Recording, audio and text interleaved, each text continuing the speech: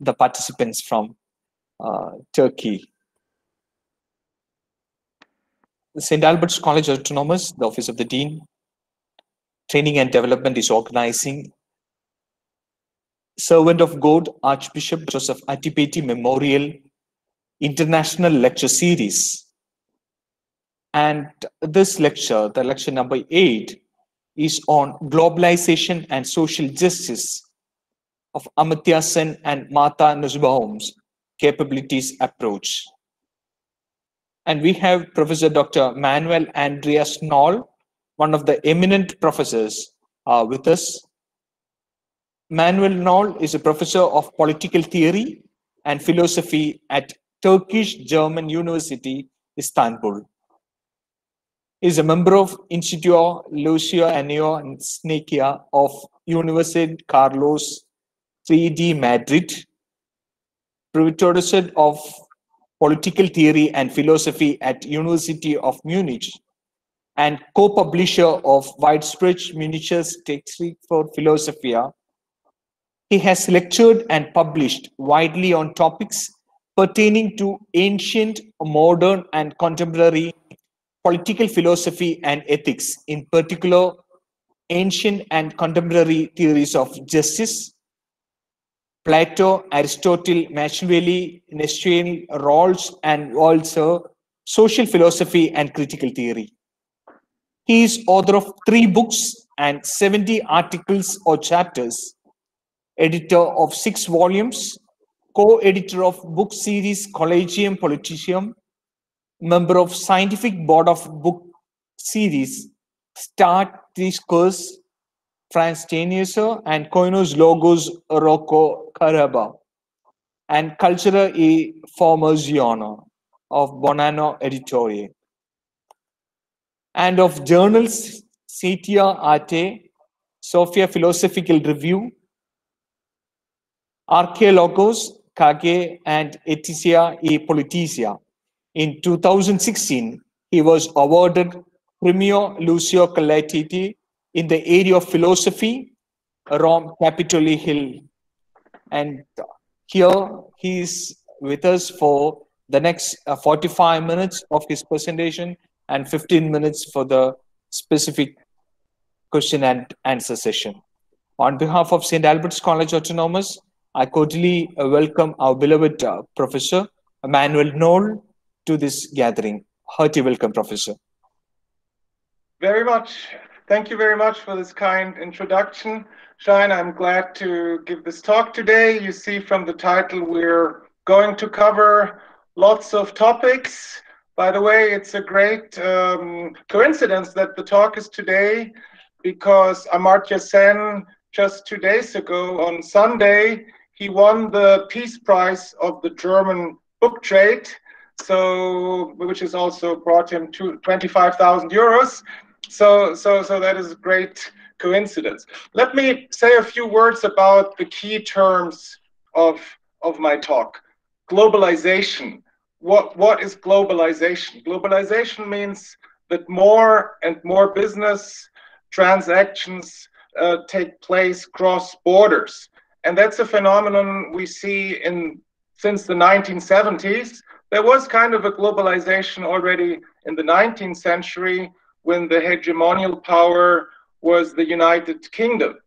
We have global markets, we have more and more competition between countries. It's also a competition about which are the production centers. Resources can move globally. And of course, the financial markets are the markets which are most globalized. So you can call your bank and buy shares now in Germany, in Thailand, in Tokyo, wherever you want. Of course, the discussion about globalization is, does this affect the ability of states to act? If capital can move out, can move in immediately, there are new players, transnational or multinational corporations. However, empirically speaking, if we look at the Organization of Economic Cooperation and Developments, if we look at the states of the OECD, only a small part of the gross national product is created by transnational activities. Still, investments, production, and consumption are mainly internal. So we should not overestimate this phenomenon of global business and global exchange. That's just like to give you some idea about one of our key terms. Let's come immediately to the next key term, social justice. Usually in the modern world, social justice is equal with distributive justice, and distributive justice refers mainly to a just distribution of goods and responsibilities among the member of one society. The maybe still leading philosopher in contemporary political philosophy, John Rawls, says justice is the first virtue of social institutions. Social institutions, and he means the nation state. So when we talk about social justice, we usually talk about justice within one state, and we talk about the distribution of goods and responsibilities within one state. So how does this fit together with globalization? There is a big discussion whether we should talk about international justice or global justice. If we talk about international justice, we have a particularist conception of justice. We talk about nation states and the arrangements and the treaties and the agreements between these nation states. If we talk about global justice, we presume no boundaries. It's a cosmopolitan approach to justice. I will come back to this later, just to explain a little bit the key terms. Now we're talking about the capabilities approach, Amartya Sen and Martha Nussbaum's capabilities approach. Amartya Sen developed this approach first in the context of developmental economics. The big question was, how can we measure the quality of life in different countries, and especially in different development countries? Martha Nussbaum, she is, from her education, she's a classicist. And she, as Amartya Sen, who is very famous, he got the Nobel Prize for Economics in 1999. Already in 2005, Martha Nussbaum was regarded as one of the 100 leading public intellectuals. She got honorary degrees from many colleges. And Amartya Sen and Martha Nussbaum met, and in 1986, Sen invited Nussbaum to Helsinki, where he was director of the World Institute for Developmental Economics Research. And that institute was part of the University of the United Nations in Helsinki. So they started to work together, and to add some gossip, very soon they also became a couple. So they organized in 1988, they organized a conference on the quality of life with lots of famous philosophers. And that book was published as a volume, as an edited volume, in 1993.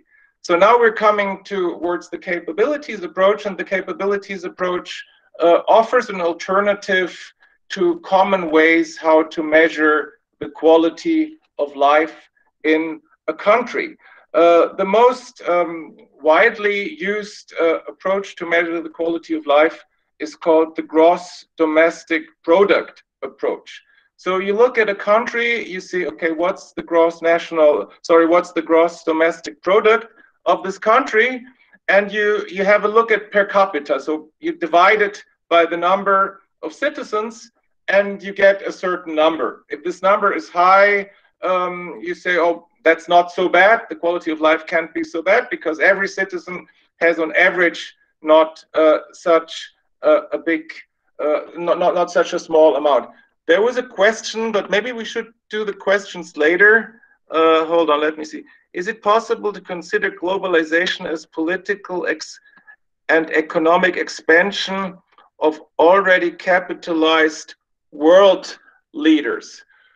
Well, I would say globalization is not something which happens to us. Globalization is something which is really promoted by politicians. You know, you had the general agreement about tariffs and trade, later the World Trade Organization, 1994-95. And there is this desire to liberalize trade. And there is the thought, if we liberalize trade, that's good for all the countries that liberalize trade. So there is this kind of discussion. The EU or the Western countries, they want to protect their agricultural markets. Usually many of the so-called developing countries want to protect their markets for industrial goods. So yes, I think, you know, obviously capital searches for new investments. Capital wants to grow. I think Marx defines capital to invest money in order to make more money and to reinvest this, and this is kind of the endless move of capital. So this desire for profit is driving the globalization. But I would say let's keep the questions till the end, otherwise I might a little bit get off track.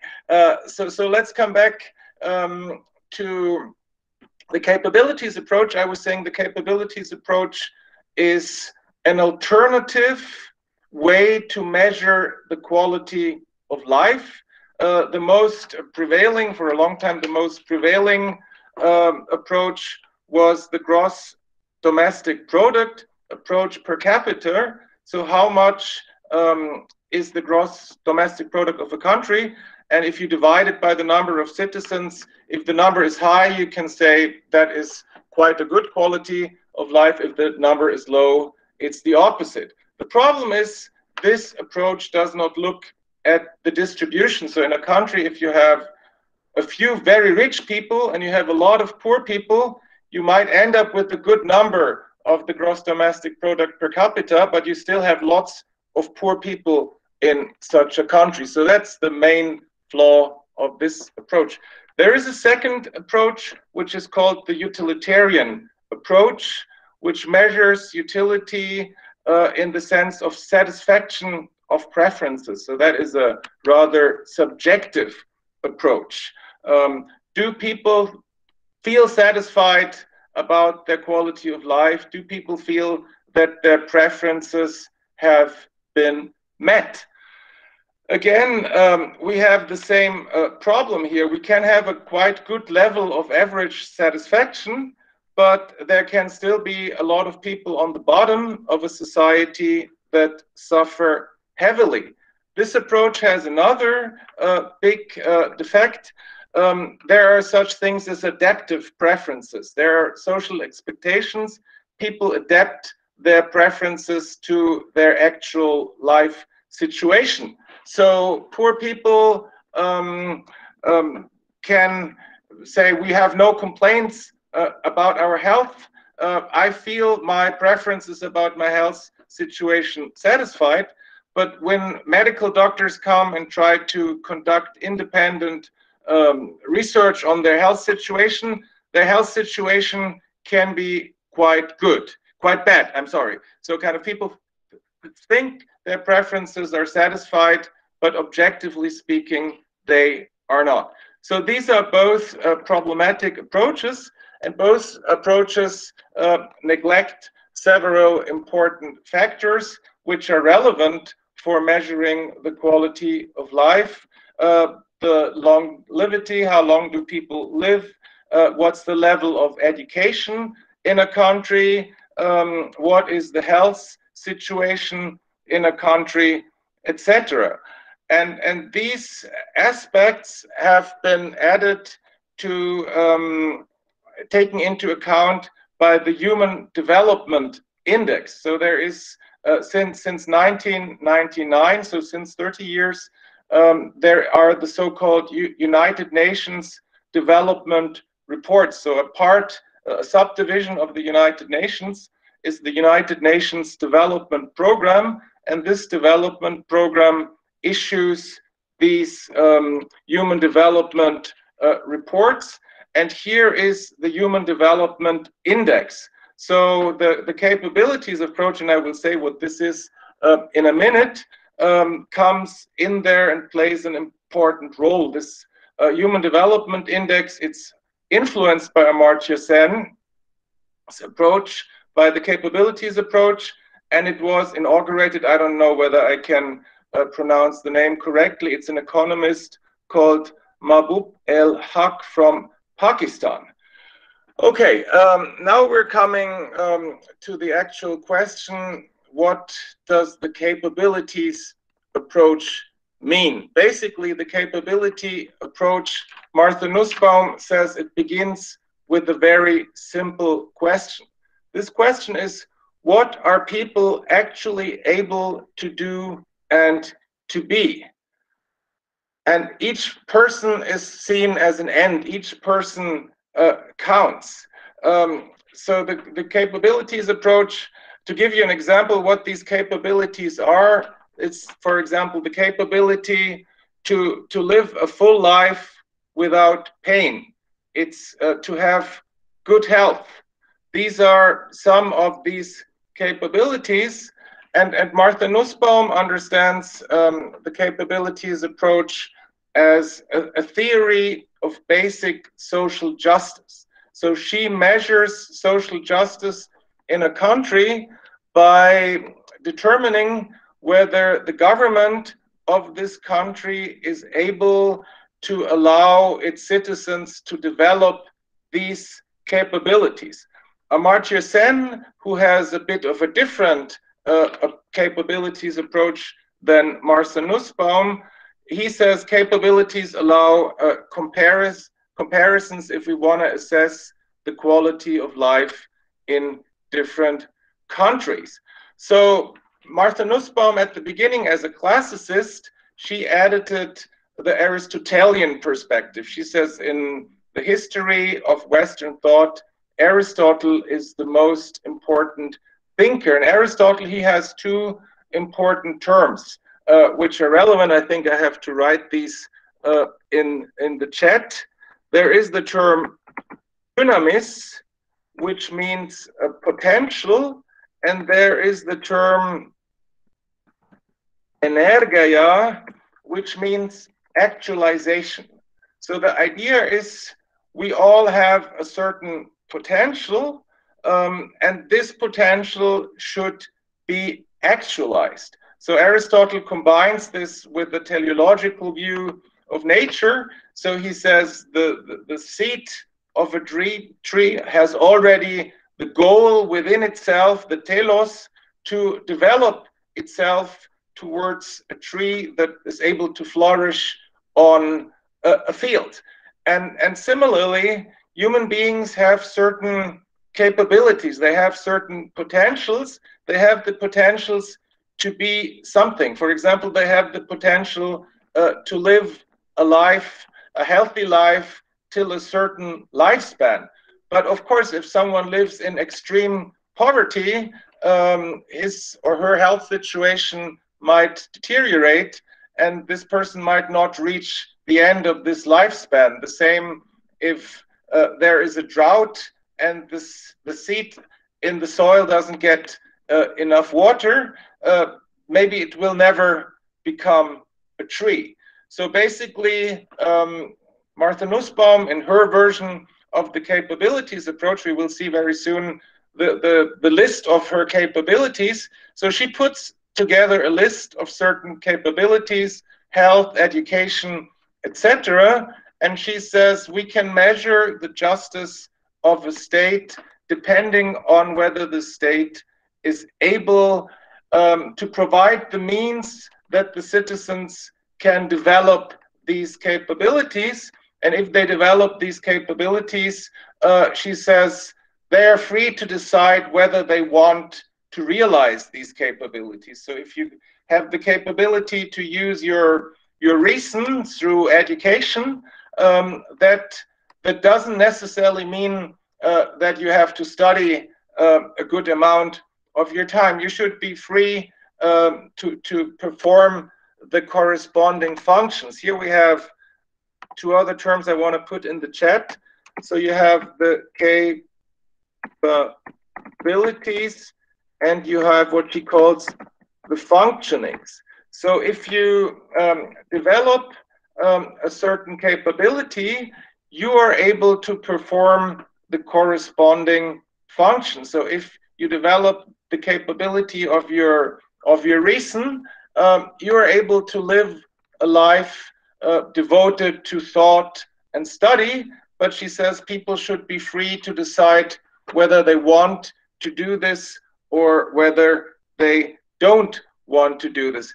I think we should look at one of the latest lists. She changed these lists all over time, and she says it's an open list. This is just a suggestion, so we can add capabilities. We can also remove capabilities. So Shine, would you be so kind and share the list of Martha Nussbaum? This list is, by the way, if you want a short reading, I'm putting it here. It's a book by Martha Nussbaum called Creating Capabilities, the Human Development Approach. So that is quite a good summary of her approach and of also Amartya Sen's approach, but of course she's talking more about her own version. Okay, so Martha Nussbaum says, I'm reading a little bit from the book before we come to capability number 1, which you see in front of you, which is called life. She says, she says, the capabilities approach asks, what does a life worthy of human dignity require? So human dignity for her and the life in dignity is linked to developing these capabilities. And she says that the task of a government is to allow citizens to develop these capabilities. So let's have a look, and they don't have to allow them just to develop them. She says they must at least allow a threshold level of these 10 central capabilities. You see this here in the phrase before the text. So I'm reading, before we come to the first one, I'm reading the whole phrase from the book. Given a widely shared understanding of the task of government, it follows that a decent political order must secure to all citizens at least a threshold level of these 10 central capabilities. So we can talk about a decent government. We can also talk about social justice. If a government is able to promote the development of these capabilities within the citizens, it has responsibilities for. And Nussbaum also says, as she comes from philosophy, what she's offering here is a theory of the good life. So a good life can be measured by whether citizens are able to develop these capabilities and perform the corresponding functions or activities which these capabilities are a premise for, with these capabilities are necessary to develop. Okay, let's have a look at Martha Nussbaum's list. Number 1 is life. Being able to live to the end of a human life of normal length, not dying prematurely or before one's life is so reduced as to be not worth living. So basically, that means you need enough nutrition, you need enough healthcare to realize this potential to live a full life in its length. The first capability, you see, that's not that demanding. Like when Aristotle talks about the good life, he talks about the life of contemplation of the scientist or the life of the citizen in a political life. So that is much more demanding than what Nussbaum asks and how she defines a good life. Okay, the first capability is linked to the second one, bodily health. Being able to have good health, including reproductive health, to be adequately nourished, to have adequate shelter. So again, a good life allows and as a prerequisite to develop bodily health. And as I said before, the government is responsible to promote the means that citizens can develop this. Number 3, bodily integrity. Being able to move freely from place to place, to be secure against violent assault, including sexual assault and domestic violence, having opportunities for sexual satisfaction and for choice in matters of reproduction. So if you see here, you can clearly see some liberal bias here. Choice in matters of reproduction, freedom to choose is very important for Martha Nussbaum. But of course, like Orthodox Catholics would have a problem with this. Also, the point, opportunities for sexual satisfaction. So Martha Nussbaum is pretty liberal in her political views. Number 4, senses, imagination, and thought.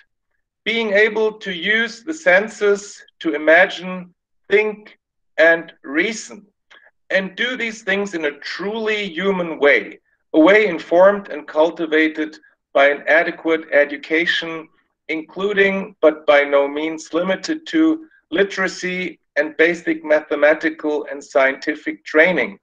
Being able to use imagination and thought in connection with experiencing and producing works and events of one's own choice, religious, literary, musical, and so forth. Being able to use one's mind in ways protected by guarantees of freedom of expression with respect to both political and artistic speech and freedom of religious exercise. Being able to have pleasurable experiences and to avoid beneficial pain. Here you see, and that's something she does only later on in her career. Here she links her list of capabilities that determine a good life with traditional human rights. So she says later on that her capabilities approach is allied to the human rights approach. She even says at some point it's a subspecies of the human rights approach. You see there she says freedom of expression, which is one of the classical rights and freedoms listed in the Declaration of Human Rights. So in her later works, and we're here, let me see when this book has been published, exactly 2011, but she published her first lists of capabilities of 1988, 1990, and at this point there was no linkage to the human rights approach. Let's look at the next one. We don't go through the whole thing, but I want you to get some idea what these capabilities, and she says these are the 10 most basic and central capabilities citizens should be able to develop. Emotions, being able to have attachments to things and people outside ourselves. To love those who love and care for us, to grieve at their absence, in general, to love, to grieve, to experience longing, gratitude, and justified anger, not having one's emotional development blighted by fear and anxiety. Practical reason, as she comes from Aristotle, and Aristotle defines man as the zoon logon echon, as the living being that has logos. Logos means speech and reason. So for Aristotle, in Latin it's translated man is the animal rationale. For Aristotle, it's central to us. What distinguishes human beings from other living creatures is the possession of logos and the possibility to develop our reason. Practical reason number 6, being able to form a conception of the good and to engage in critical reflection about the planning of one's life. Affiliation number 7, being able to live with and towards others, to recognize and show concern for other human beings. to engage in various forms of social interaction, to be able to imagine the situation of another. I will stop here. I'm not going through the whole list. You see 8 other species, 9 play, 10. What is the meaning of scientific training? Here comes another question. Scientific training, I mean, she doesn't specify whether it means to have a high school degree, whether it means getting a BA. So how is this training is different from general training? Any example? Can we minimize our emotional outbursts or other social issues? Well, about the last thing, I don't remember having read anything, but you know, she's not saying this is kind of the last words. This is a list she presents for discussion. So now we could start discussing, okay, sufficient scientific training. Does this mean you have math and physics and other subjects in high school, or do you have to do a liberal arts education and have it in your bachelor studies? But you know, she says this is up to discussion. But basically, to summarize, again, she says if we are able to develop these capabilities, we are able to live a good life. And if we want to measure the justice of a nation state, and especially of its government, we can use this as a criterion. Is this government able to allow the citizens to perform these capabilities or not? Of course, it's not easy for a government to allow its citizens to develop all these capabilities. You know, she was in Finland together with Amartya Sen, and there was like a fully developed welfare state. So basically, she also admits this, and she even claims that Aristotle was a social democrat before the term was even coined. So, you know, she talks about healthcare. You need, in order to allow citizens to live healthy, you need quite some healthcare provisions. You need education. So there are a lot of prerequisites. So clearly, in a poor state, it will simply not be easy to develop all these capabilities. There will be probably hard choices, tragic choices to be made if the financial resources and the economy is not strong enough to allow for all these capabilities to be developed.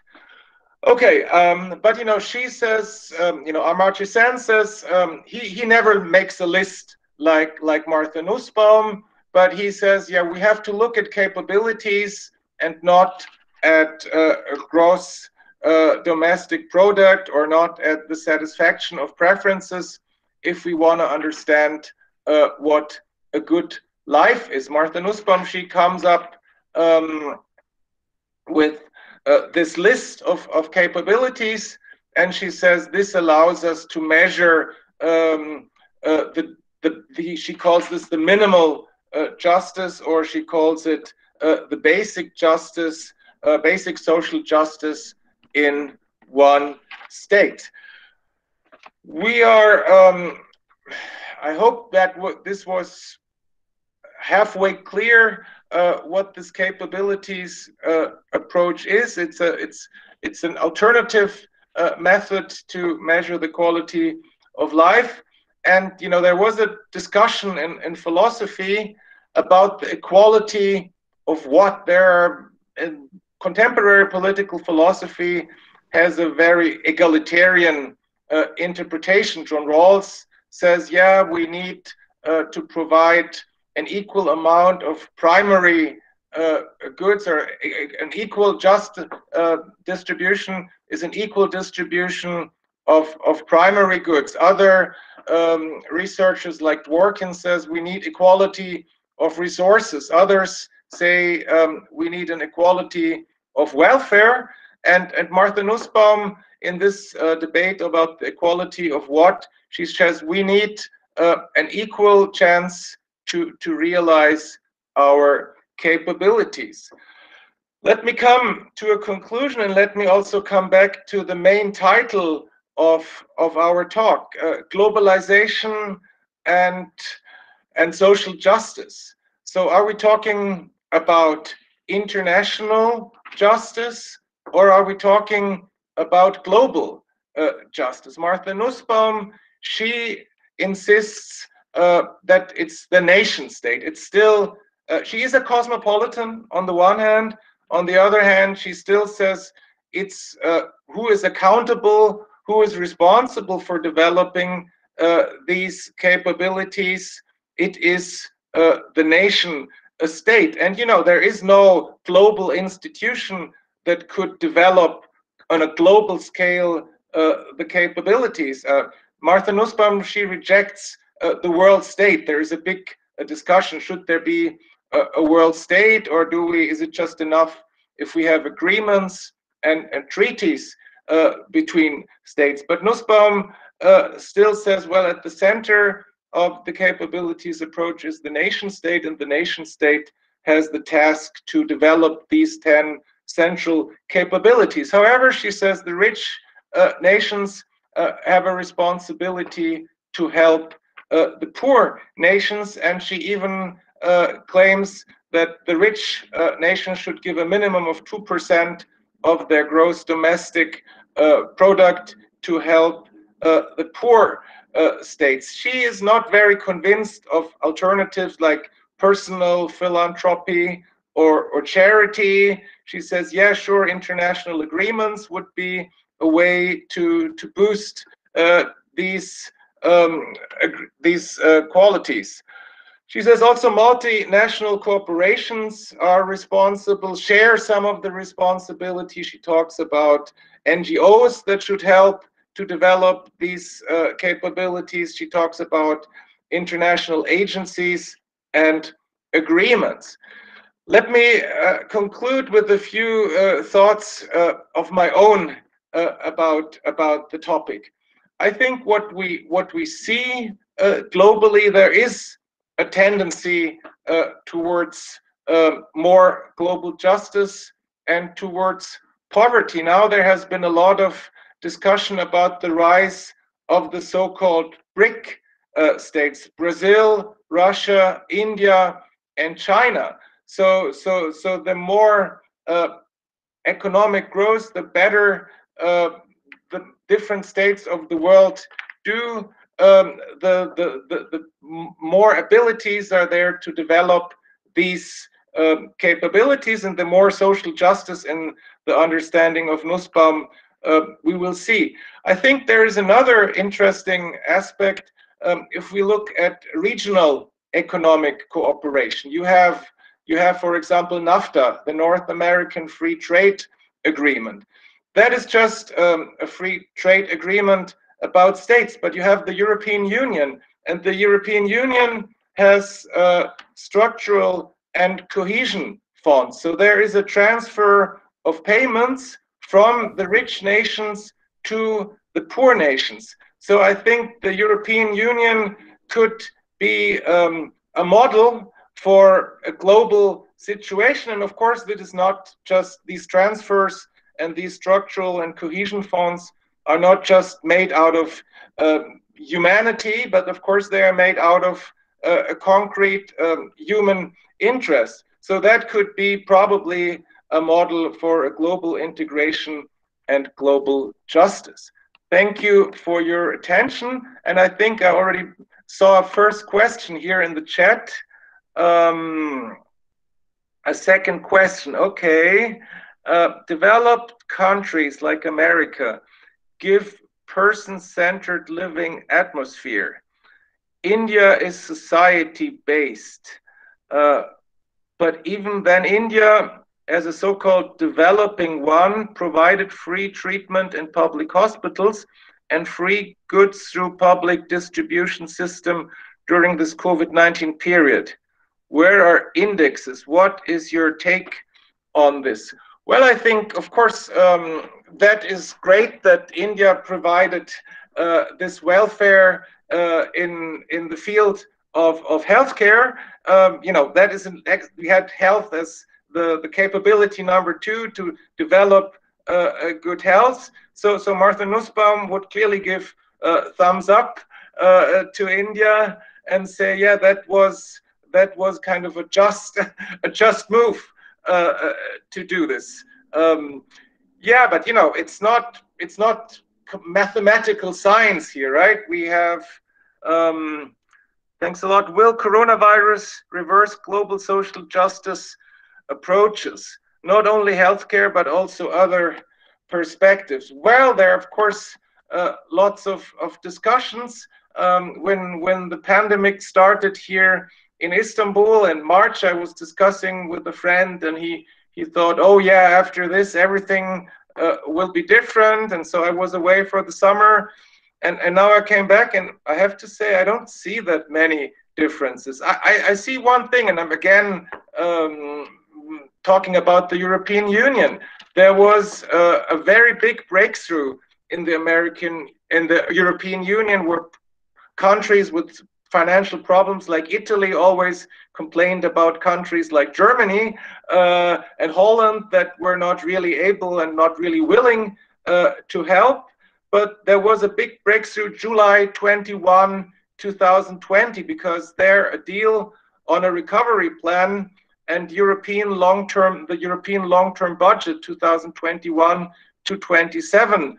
There was an agreement about this, and that shows a lot of solidarity of the rich European states with the poorer European states. And so that's why I'm saying probably an expansion of such. Of course, it's an economic union, it's economic cooperation, and there are clear economic interests, but there is also a political will to further integrate these states. So that could be a model for a future world.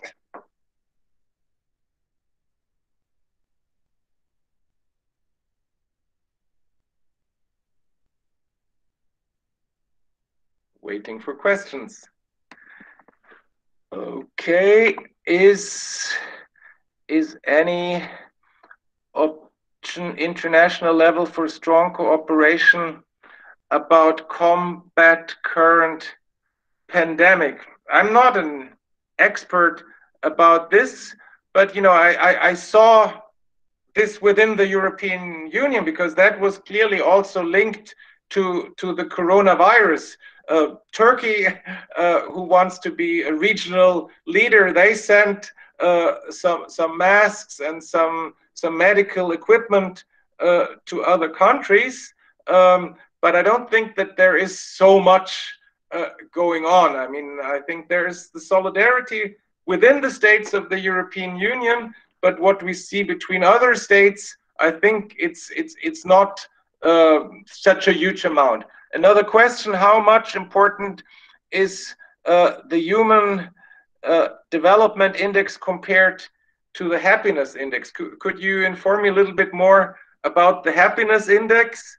I think Martha Nussbaum would say the Human Development Index is a happiness index, because the more development, the more happiness, and the better the life among the states. But you know, I'm not familiar with the term happiness index. Could you define this or illustrate this a bit for me, please?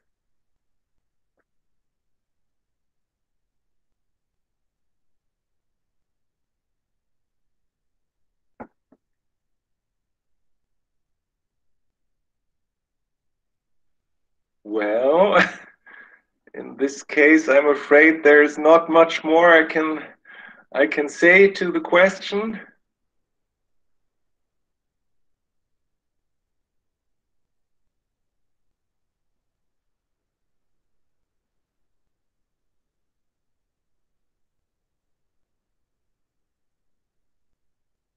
Any other questions?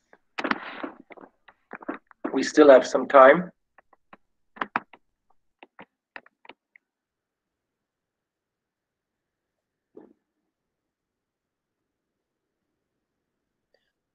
I have a question, if I may.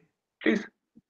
I understand that there's some disagreement between Nussbaum and Sen on the minimal capabilities. I mean, or actually the approach. So Nussbaum has this list of 10 central capabilities, and Sen prefers not to constrain what are supposed to be the basic central capabilities, because it's important for each community to participate in what would be the central things. So the question is, like, given that different communities in different contexts might have to decide which is central to them, there seems to be some problem with some of the things that Nussbaum is claiming that are central. Like, for example, when I'm thinking about education or practical reason, it is not clear to me whether that means a certain kind of education with certain kind of content. So, for example, I'm concerned about whether we think that modern Western science should be promoted in every country around the world. Do you have some thoughts about this? Yeah, thank you. I think that's a very good question, and I agree also with you how you distinguish between Sen's and Nussbaum's approach. And as I said before, I think, of course, her list, which she says are kind of the universal capabilities, has a certain, let's say, Western liberal bias. So kind of, and you know, I'm sure also her understanding of scientific training. I think she's not talking about astrology, and she's not talking about certain other sciences, which usually in the Western terminology are called the pseudosciences. So I think she clearly has this view. You know, her capabilities list comes. She goes back to Aristotle again and says there are certain like common human features. So, but she says it's not kind of a biological metaphysics. It's not that it's a kind of a metaphysical essentialism. But she says people have interpretations. She claims that she looks at the different interpretation, at the different stories, at the different myth, how humans interpret their nature. And so then she says, okay, now we have these common human traits, and based on these common human traits, we say these are the 10 essential capabilities. But yeah, I would totally agree with you that there is what she says is the universal capabilities. It's the objective conception of a good life. But I would say, of course, there is like a Western liberal bias in there. And I saw there were lots of other questions coming through the chat. Let me go up there. Does the theory help India to combat poverty and corruption? Well, I mean, I think the more general question, how much can political philosophy help to improve politics in the real world? I think clearly it's a success that in the Human Development Index, it's not only focused on gross national product. I think including education, health, the longevity in there. I think that's certainly a progress.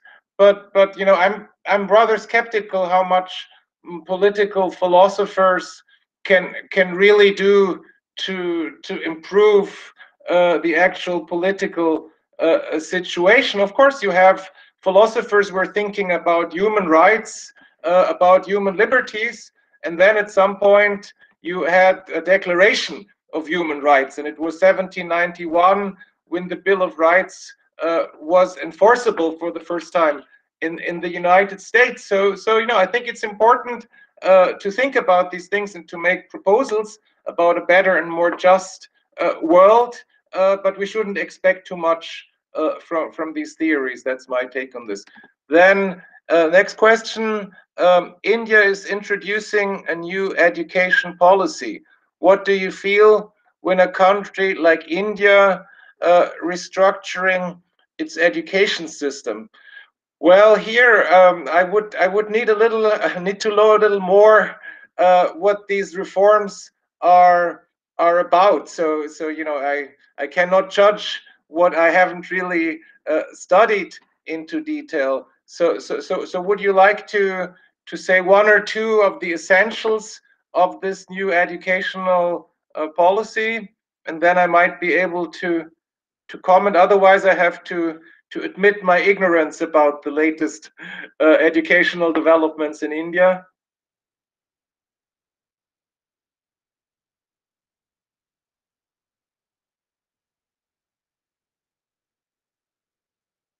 Okay, maybe later.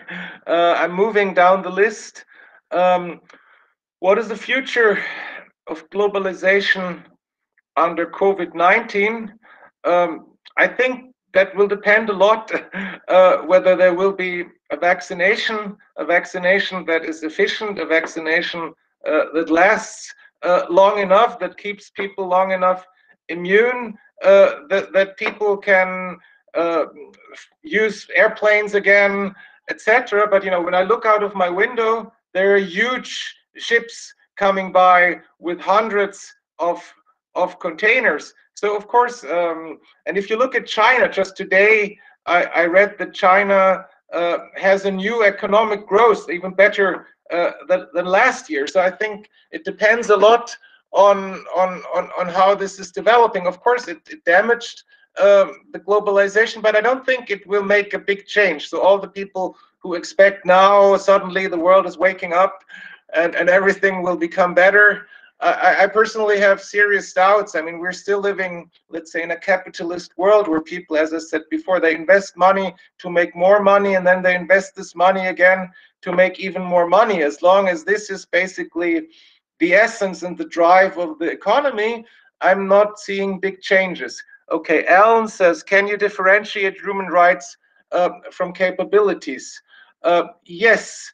As I said before, Martha Nussbaum started at the beginning. She was not talking about human rights. She was just talking about these potentials, human potentials, which are important for a good life, human potentials that should politically be promoted, should politically be developed. Later on, Martha Nussbaum, you know, the capabilities approach is a young product. Sen started with this 1980. Nussbaum had her first publications about this 1988. Human rights go back to John Locke, if you want, even to the Stoics.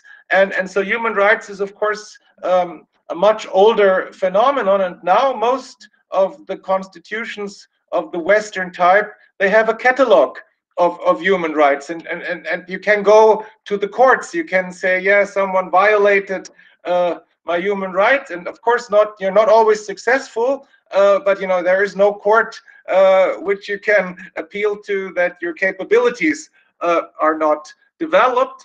But you know, in this list we were just having a look at before, there is some close connection.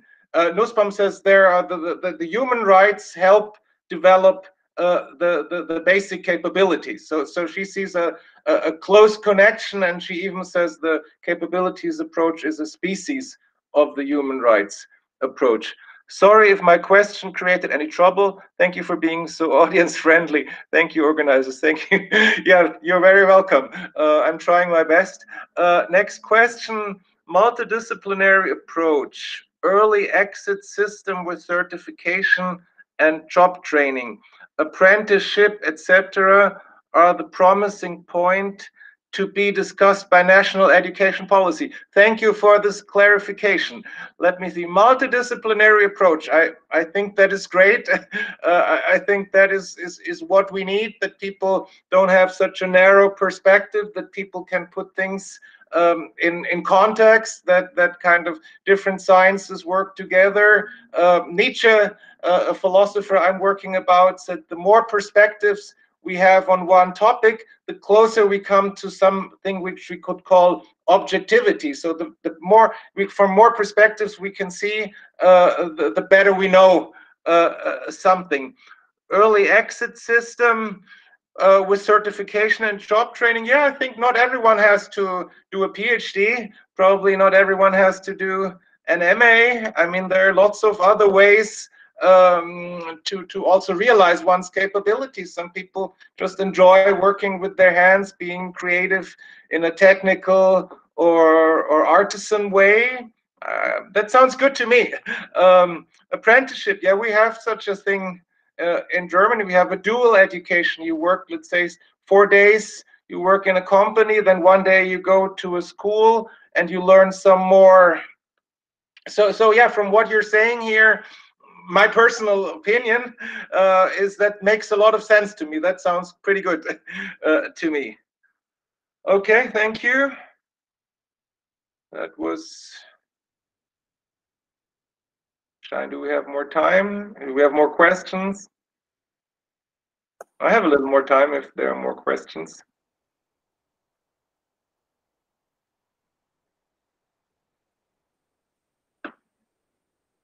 Dear participants, in case if you have any questions, you can shoot at Professor.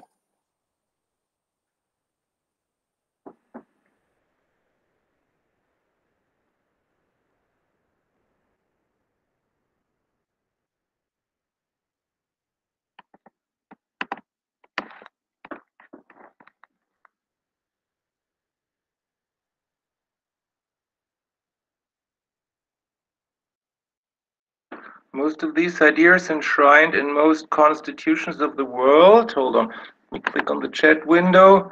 Most of these ideas enshrined in most constitutions of the world, but are blatantly violated by the powers that be, emboldened by the lack of a strong enforcing body. Is there a way out?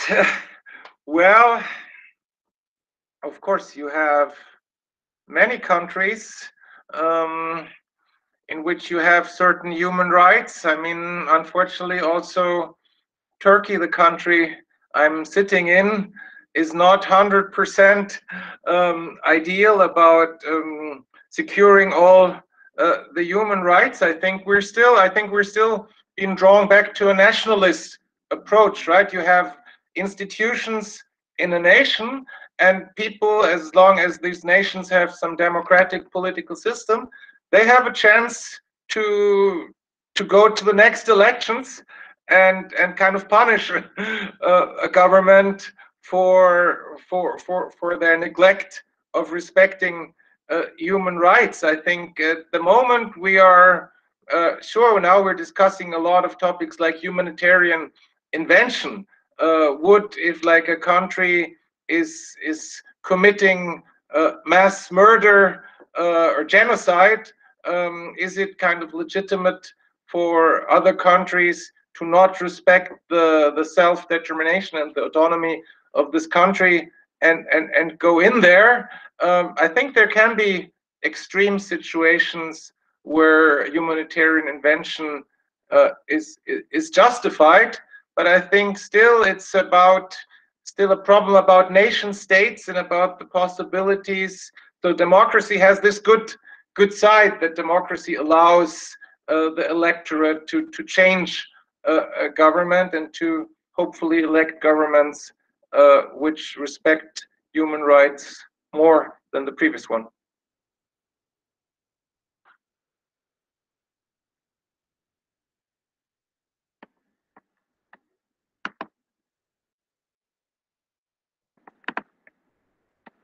When major nation states are moving to nationalistic view, do you think the globalization will overthrow such nationalistic views? Well, my personal view is I'm not a big nationalist. I think, you know, I also grew up in Italy, and there is a saying, tutto il mondo è un paese. The whole world is a village. So I think what we share with people from other nations is so much more than what separates us. And things that separate us, whatever, whether the skin is lighter, the skin is darker, whether the hair is curly, or I think these are minor differences. So I think the globalization will, that's my personal opinion, will kind of lead to less nationalism, because people travel. When people travel, they will see that the country they come to, the people they meet there, are not that different from them, and mostly people make good experiences. It opens their mind. So so kind of being able to the new means of transportation, like being able, I was in India. I traveled for several weeks in India, unfortunately only to the north. I made great experiences, and you see that we're all very similar. So I think kind of globalization has this positive effect to lead to a more cosmopolitan views in the world. Yes. Thank you, Shine, for this question.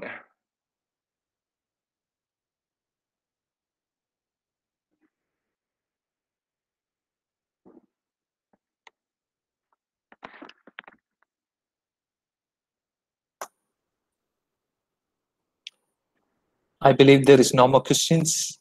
Participants, the last chance for you.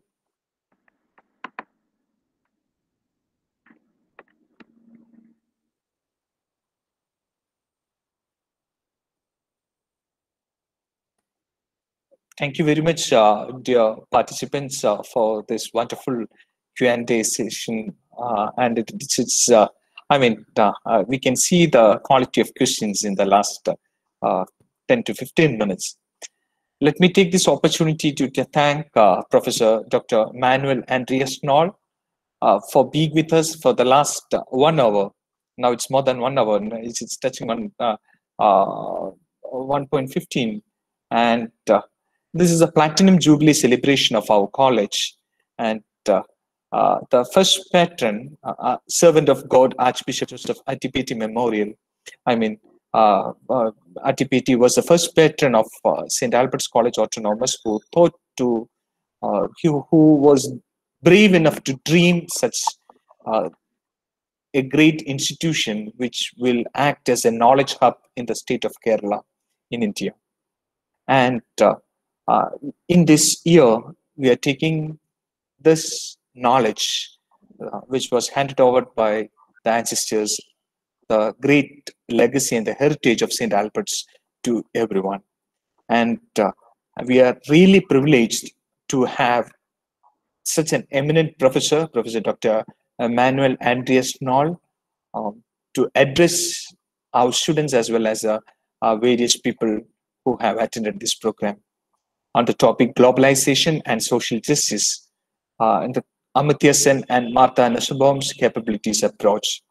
And on behalf of St. Albert's College Autonomous and on behalf of my office, I would like to extend our sincere gratitude and thanks to Professor Dr. Manuel Andreas Knoll for being with us and sharing his great knowledge with the knowledge community. Thank you very much, sir, for your time. Thank you so much for the invitations. Thank you so much for all the good questions. I really enjoyed this. Thank you so much.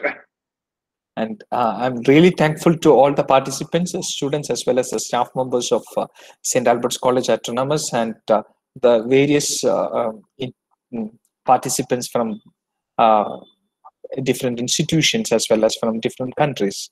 I would like to appreciate each and everyone who have spared a lot of time for this and to acquire a great knowledge shared by Professor Manuel Andreas Knoll.